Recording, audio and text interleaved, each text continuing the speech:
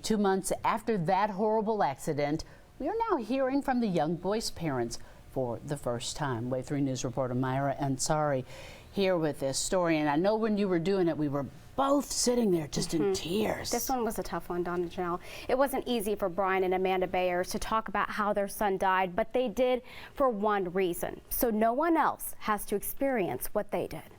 There wasn't a single moment of Jackson's life that Brian and Amanda Bayers missed. From the first time he crawled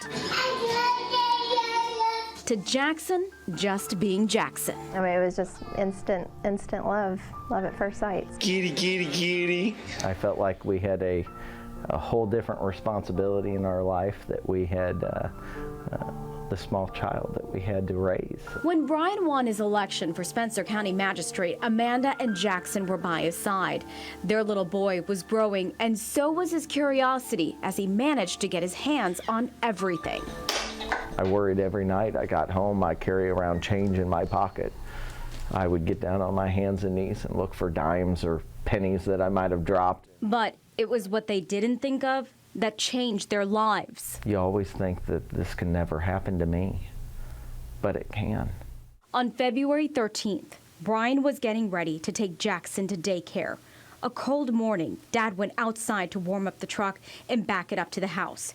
He had no idea Jackson had somehow wandered outside too. When I got out of the truck, I hopped out of the truck to run to the back door and hopped up on the stoop, and the back door was wide open. Brian ran into the house calling Jackson's name and couldn't find him.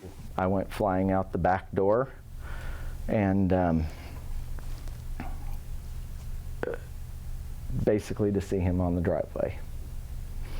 And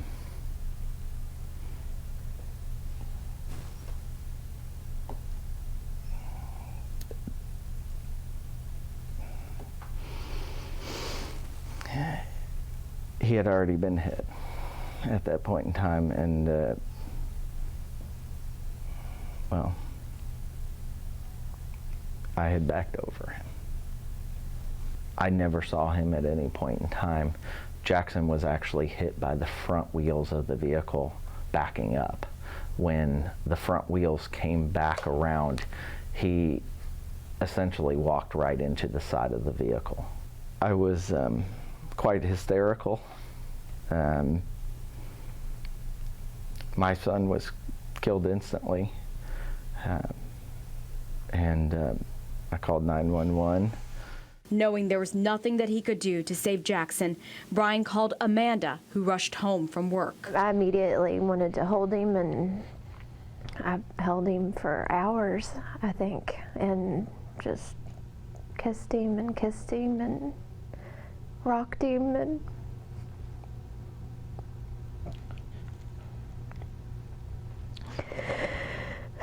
we took him back to his room, and I just kept saying, why? Brian still doesn't know how Jackson opened the door that morning. What he could have done differently haunts him. What if I had a backup camera on my vehicle? What if I had my window rolled down? I think, what if I didn't just pick my child up and carry him with me to move my car? They never knew how common back-over and front-over accidents were until Jackson died. They took the brave step to talk about it, knowing Jackson would be proud of them. If we can save one child's life by this and prevent one family from the kind of devastation that we have faced, that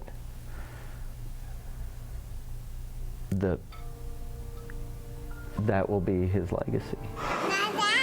That and the 18 months Brian and Amanda felt blessed to be a part of. 1, 2, 3, go. I miss holding him and hugging him and kissing him and just feeling that love. We know that Jackson's in heaven and he's with God. They're so brave to talk. Brian and Amanda are now working with kidsincars.org in an effort to warn other families about the dangers of back-over accidents. And because you expect more, we flew the vice president of that national group to Louisville for a dramatic demonstration right here in our own parking lot. Wave 3 troubleshooter Eric Flack shows you the stark reality about what can happen and just how big the blind zones behind today's vehicles can be. We were all stunned to see a lot more than a cone could be hidden from your view.